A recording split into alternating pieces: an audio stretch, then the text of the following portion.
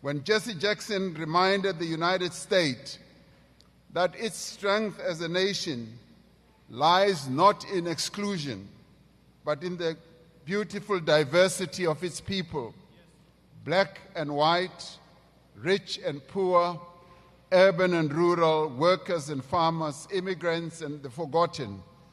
We were hugely inspired by his message.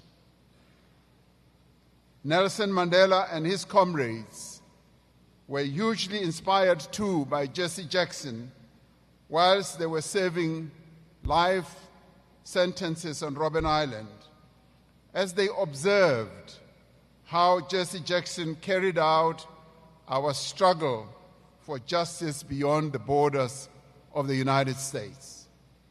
He was a voice that refused to be silenced when silence would have been easier.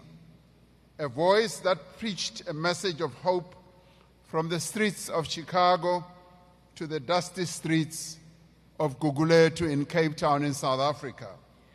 That justice was not a privilege for the few, but a birthright for all.